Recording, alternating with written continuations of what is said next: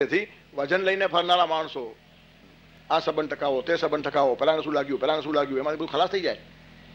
કોઈને આમ લાગે છે ને કોઈને તેમ લાગે છે. સદા જોતો રહે જે તું પ્રભુને કેમ લાગે છે. એક જ વાત જુઓ ને પતી ગયું.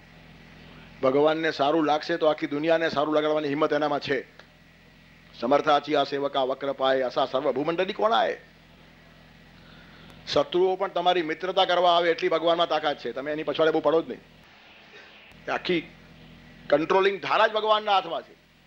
તેથી માત્ર દાળ રોટલા ઉપર આ શ્લોકને સીમિત ન કરો. એ તો છે જ, એ નથી એમ નહીં, પણ એ તો એક ખૂણો થયો, એક મર્યાદા થઈ. તમારા ભૌતિક જીવનનું રક્ષણ થયું. તમારું શરીર ટકશે એનાથી, પણ તમારા મનને ટકાવવાનું છે, બુદ્ધિ ટકાવવાની છે, વિચારો ટકાવવાના છે, જીવન ટકાવવાનું છે, આત્મા ખીલવવાનો છે, હૃદયનો વિકાસ સાધવાનો છે. બધી જ વાતોમાં યોગક્ષેમ આવીને ઉભો રહે છે. તેથી દાળ રોટલો ભગવાન આપે છે તો કૂતરાને પણ આપે છે. નથી આપતો એમ નહીં, કબૂલ છે. એમાં આપણો અહંકાર ન જોવો જોઈએ. ભગવાન દાળ રોટલો આપે છે, બધાને આપે છે. કીડીને કણ અને હાથીને મન જે આપણે કહીએ છીએ ખોટું નથી, પણ મનુષ્ય થયા પછી ત્યાં સીમિત થવાય નહીં. કેવળ શરીરનું જ રક્ષણ ભગવાન કરે છે માનવું એ ભગવાનનું પણ અપમાન છે. શરીરની વ્યવસ્થા ભગવાન કરશે જ, મનની વ્યવસ્થા પણ કરશે, બુદ્ધિની વ્યવસ્થા પણ કરશે, હૃદયની વ્યવસ્થા પણ કરશે, જીવનની વ્યવસ્થા પણ કરશે અને સાક્ષાત્કારની વ્યવસ્થા પણ કરશે. પરમાત્માની કૃપા વગર પરમાત્મા પણ મળતો નથી. જાનહી તુમહી, તમને એ જ જાણે જેને તમે જણાવો. યમૈષ વૃણુતે, ભગવાન જેને સિલેક્ટ કરે એ જ ભગવાનને પામે. તારી દિવ્ય કૃપા વિને તારી સુરત ના પમાય, ભાવ ભર્યા ગીતો હૃદયથી ગવાય. તેથી બધે જ ઠેકાણે યોગક્ષેમ શબ્દ છે, રોટલાથી માંડીને સમાધિ સુધી. ત્યારે કઈ વ્યક્તિ જીવનમાં આવશે પરમાત્મા નક્કી કરે. કેટલો સમય રહેશે પરમાત્મા નક્કી કરે. ક્યારે જશે પરમાત્મા નક્કી કરે. કેટલું વિત્ત જીવનમાં આવશે ભગવાન નક્કી કરશે. કેટલું ટકશે ભગવાન નક્કી કરશે. કઈ કઈ વસ્તુઓ જીવનમાં આવશે ભગવાન નક્કી કરે. કેટલી ટકશે ભગવાન નક્કી કરે. ક્યારે જશે ભગવાન નક્કી કરશે. કયા વિચારો આવશે ભગવાન નક્કી કરે. મારે મારા વિચારો કોઈના ઉપર લાદવા જ નથી. એનું કારણ સામે બેઠેલા વર્ગને અત્યારે શેની જરૂર છે તે મારા કરતા ભગવાનને વધારે ખબર છે.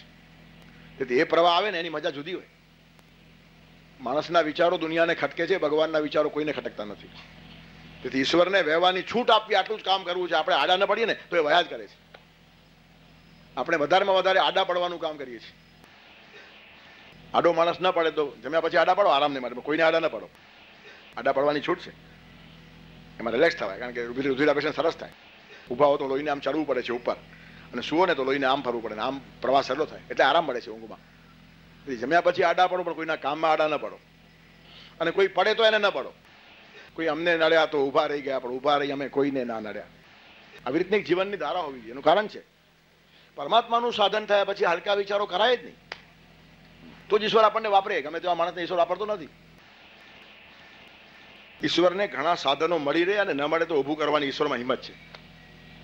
અર્જુનને પણ જરાક મસ્તી અને કેફ આવી ને કઈ ના ગીતામાં, ઋતેપી ત્વામ ન ભવિષ્યંતિ સર્વે. ઋતેપી ત્વામ, તારા વગર પણ.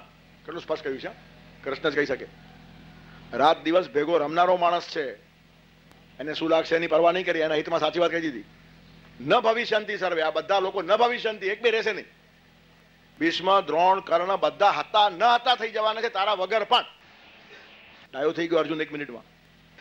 હું લડીશ નહીં ને આમ નખરા કર્યા. થોડાક નખરા ભગવાન પોષે શરૂમાં. દીકરાના લાડ પોષવાની પણ એક મર્યાદા હોય છે.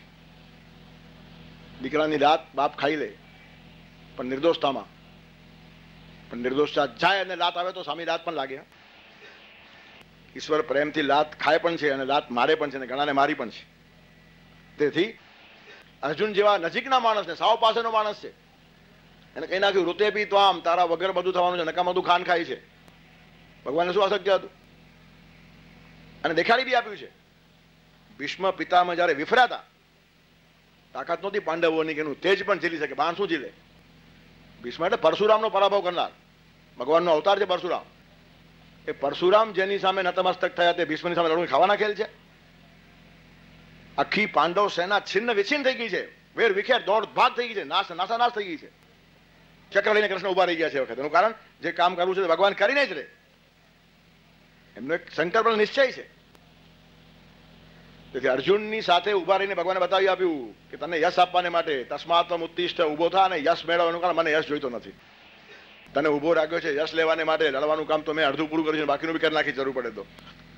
તેથી અહંકારને અવકાશ નથી. અનન્યા ચિંતયંતોમાં, અને અન્ય, બીજું અન્ય નહીં જ. હવે કેટલા વિકૃત અર્થો આ શ્લોકોના કર્યા છે. પોતાના ઉપર આ શ્લોક માણસો બેસાડે ને મને છોડીને બીજે જાવ જ નહીં ને સંકુચિત ને વાડાબંધી ને ટોળાબંધી આમાંથી ઊભી થાય. ભગવાન ખરેખર માથું કૂટતા છે આ બધા ડૂચાઓને જોઈને કે શું ચલાવે છે આ શ્લોકનો અર્થ. અનન્યાસ ચિંતયંતોમાં, ભગવાન કરતા અન્ય નહીં. અને કોઈ ભગવાનનું નામ નથી પાડ્યું અહીંયા કૃષ્ણની વાત નથી. સૃષ્ટિ સંચાલક જે હશે તે, તમે જે નામે પુકારતા હશો તે.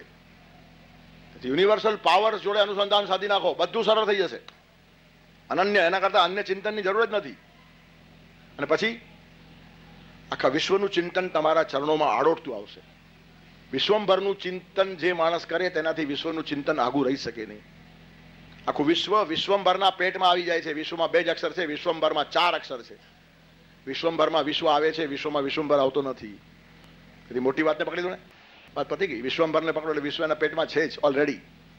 તેથી અનન્યાસ ચિંતયંતો મામ યે જના પર્યુપાસતે. સર્વેત્ર સુખિનઃ સંતુ, સર્વે સંતુ નિરામયા, સર્વે ભદ્રાણિ પશ્યન્તુ, મા કશ્ચિદ દુઃખમાપ્નુયાત.